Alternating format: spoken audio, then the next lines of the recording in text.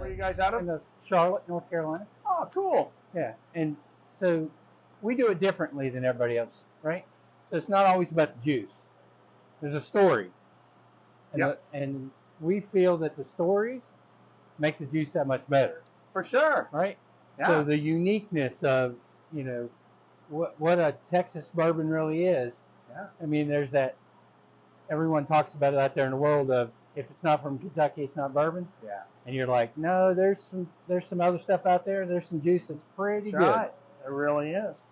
So thanks for joining us today. Want to talk a little bit about what you've got here on the still and how the still works and what makes you the master distiller. All right. Well, we'll start with the later.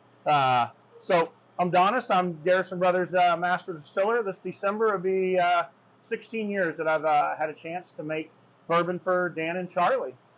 So I'm truly blessed, surrounded by good people. This is my office, as you can tell. So a pair of 500-gallon copper stills. Little still we started with, we call the Copper Cowgirl. If you haven't, I'm sure you're going to meet Dan Garrison, our founder. He pretty much stole that from Buffalo Trace about almost 20 years ago. And when I started, he said, this is the cowboy and we got to dance with it all night. And I was like, I don't know about you, old son, but we're going to rename her and call her the Copper Cowgirl. Because I'm not dancing with a cowboy all night. So he agreed to it. We call her the Copper Cowgirl. Little 100-gallon still. And you can see so many years later, she's still flowing. Beautiful, beautiful white dog. Then recently, we brought in our newest toy, which is a 2,000-gallon still. Everything has a name out here, from the Odd House that we don't call the Odd House to these beautiful 500s that we call Fat Man and Little Boy, because they earned their names because they're awesome displays of American might. So there's your daily little history reference. Back there, we call that Big Johnson. We truly believe size matters, and that's a 2,000-gallon pot still, just pumping out white dog for us around the clock. We have 10 production operators that keep this bad boy running pretty much all the time. We take a couple of those Hallmark days off. Some of them are really important, like Mother's Day. But the rest of them, we usually come in here and make white dog. You know, all the presents are open by 8, so you might as well get a good day's work in. You know, that's another 1,000 gallons of white dog that can be barreled. But we typically take Mother's Day off, sometimes Thanksgiving. But the rest of them, we're making white dog. This is best little still house, is what we call her. It's a still on the hill. It's the original building we started with, and hopefully you'll take your team around so they can see all the new toys we just continue to add. So you can't help but notice when you're looking around all the ribbons on the wall up here. Oh yeah. Can you tell me about the ribbons? Yeah, I will, for sure. So most people hang shit on their bottles, right? They want to get all those double golds and all that stuff, right? Those are the ribbons that really matter. Third week of June every year, right down the road, Stonewall, Texas, all the rednecks get together that full third weekend in June. And they have the Peach Jamboree and Rodeo. We take it very seriously here. So serious that we go ahead and let everybody in the community know that we're going to have a winter chicken dinner to celebrate our parade float blue ribbon long before we even win it. But as you can tell, our confidence comes with many years of success, because that is a wall of blue ribbons from our award-winning float that our team here puts together every year. So Charles and I believe in culture, and the culture of a distillery truly makes the juice what it is. So what is your culture and what defines you? We're truly blessed. Dan and Charlie, we pick on them because typically when someone's a jerk, you usually don't talk about them all that much other than, man, that dude's an asshole, right? But like when you're like poking the bear all the time, that's because they're a really good person. And you just want that interaction with them. Dan and Charlie Garrison, I couldn't think of better people to make bourbon for. We are just so blessed. We have a very passionate team here. And, you know, it's real easy to put a wanger hanger on the bottle with Dan Garrison's name, or the master distiller signs the back of the bottle, you know, and everybody says, oh, you guys do a great job. But it's these production operators working around the clock, 12-hour shifts. They're passionate. They're dedicated. They continue to hone their craft and skills. So I don't care where you're at or what you're enjoying. the liquid's only going to be as good as the team that really makes it. And we're truly blessed. And that's why Garrison Brothers continues to win every award that we enter, and why we also win blue ribbons for our damn floats, is we have a passionate group of people that are dedicated to a craft that means so much more than just liquid in a bottle.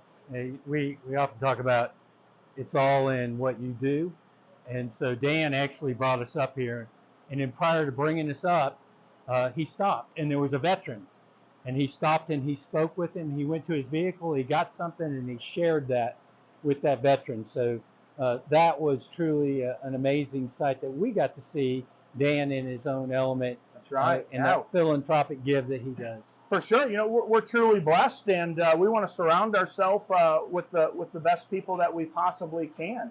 I spend more time with production operator Isaac right there, a Marine, than I do my own beautiful wife and my dog.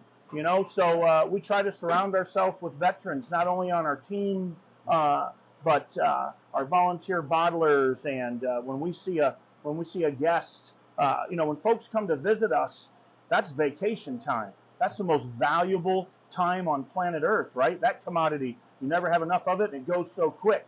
So when you see someone here spending their vacation with you, then you see that hat or that pin, you know, or that ring or that tattoo, and you just, well, they served our country. Lets us have all this, do this on our own terms. We stop what we do, we shake their hand, we tell them thank you, because we think it's free, but we know better, and we're so grateful for it. Dan and everyone underneath them is. We're truly blessed to have this freedom and this platform, and we owe it to all those veterans.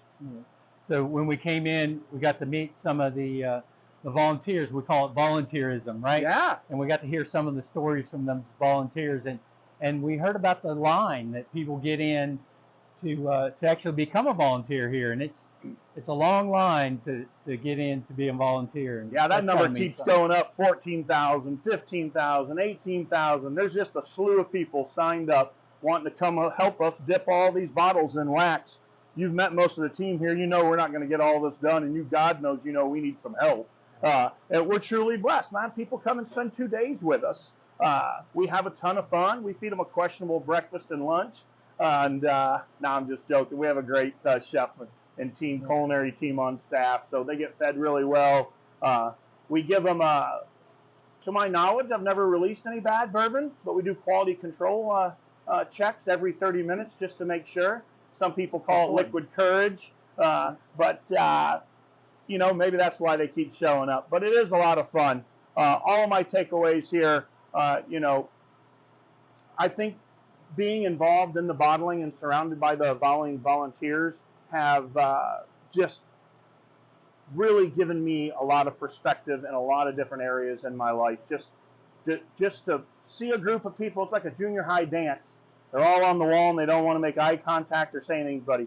But by the second day, by lunch, they're breaking bread together, they're exchanging info, and just to see a random group of people come together from, we've had astronauts and homemakers, nurses, truck drivers, anything, all walks of life have been in that room, and just watch them come together over, you know, bourbon and camaraderie and being a volunteer. And it truly drives home. The back of every Garrison Brothers bottle says good bourbon can change the world. And we truly believe that.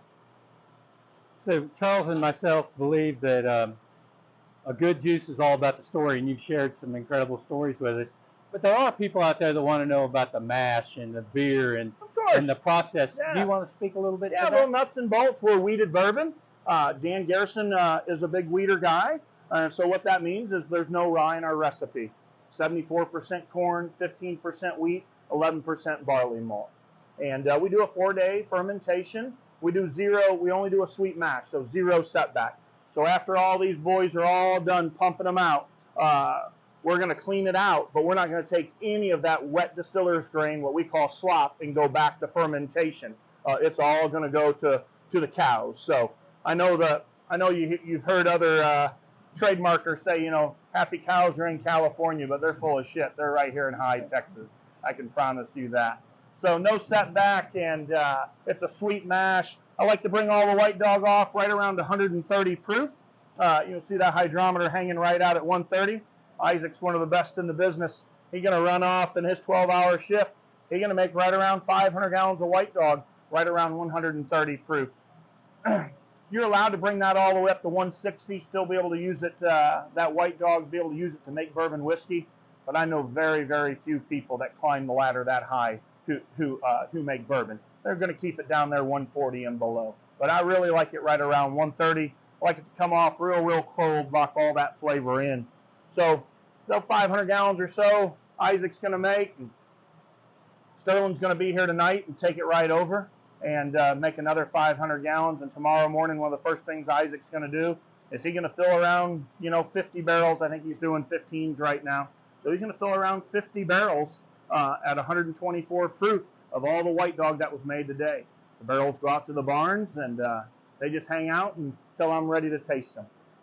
The line up here, we've got some small batch bourbon, 50 to 55 barrels that we marry together. That's the same liquid. We just call it a boot flask. It's designed to fit right into your cowboy boot. So what we like to tell folks, perfect for Friday night, Saturday tailgate, Sunday church if you need it. And single barrel, we all know what that is, liquid from just one barrel. I'm not bragging or complaining, just stating the fact. Last year I tasted right around 10,000 barrels to support small batch bourbon. So almost every day I'm looking for the next 50 barrels to marry together to support the purchase orders that are coming in for small batch.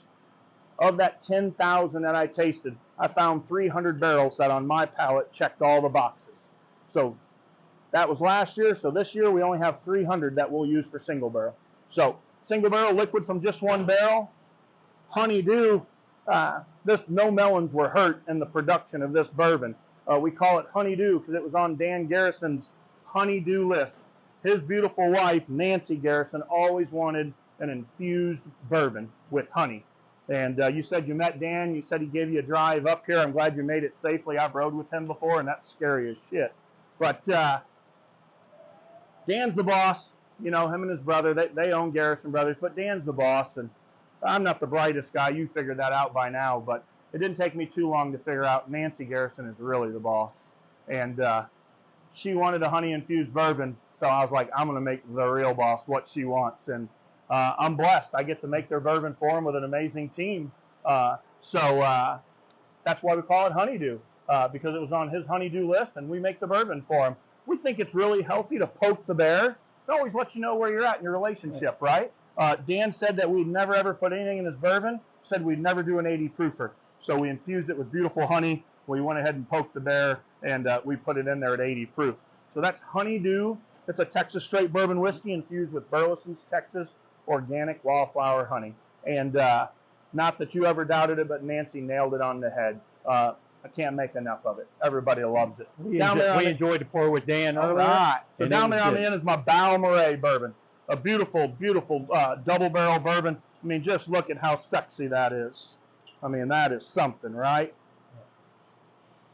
And double barrel bourbon just means it aged in 2 different barrels. These are both brand new white American oak barrels. I bottled that one at 115 proof. So it's won about every award out there, and it means a ton to us. The name's a mouthful, Balmoral, and it's named after an iconic swimming hole out in West Texas. You can Google it, one of the world's largest spring-fed swimming pools. Species of fish and plants, as far as we know, only exist there. So what a treasure, right? Fortunately, state of Texas made a mistake. They said they were going to close it indefinitely. They couldn't afford to maintain it, repair it, keep it operational. That pissed us off. We pay a lot in taxes. Some of my production operators literally learned how to swim there. So we took it personal. And like I said, good bourbon can change the world. Something we've learned on this journey is that in general, bourbon drinkers are very generous, good people, and they help each other out. And we use this beautiful platform that we've been blessed to create here to make a difference in the world. We use that platform. We called that double barrel bourbon Balmoral, and with some amazing partners throughout the industry and even outside the spirits industry, raised a couple of $1 million. The swimming pool's open. They're letting Dan and team put a 100-year plan in place. So future generations will be able to go for a swim and enjoy that iconic treasure that we almost lost because I guess we don't pay enough in taxes. We both know that's bullshit. So we're blessed to be in front of you, and I can't help but ask. Tell us what the future is, and maybe some secrets that people can look forward to that are going to be on the shelf. Yeah. So I'm going to lose about 50 pounds. That's definitely going to happen, without a doubt. Yep, that's going to happen. We're going to continue to make better bourbon every single day. Right. That was literally all Dan ever asked me to do. And I've surrounded myself with an amazing team, and they're the best in the business. And we don't have 200 years of that's the way we do it, that's the way it has to taste. We're going to make better bourbon every single day. Of course, we'll have different finished expressions and all of those things, but they'll line up for those. But that's all I can promise you about the future is I'm gonna lose 50 pounds. That's gonna happen, and we're gonna keep making bourbon, but it's gonna be better every single day. I love that. Whiskey Tango Charlie, thanks for coming along and experiencing Garrison Brothers and Texas and the foothills and the great hospitality that we enjoyed here.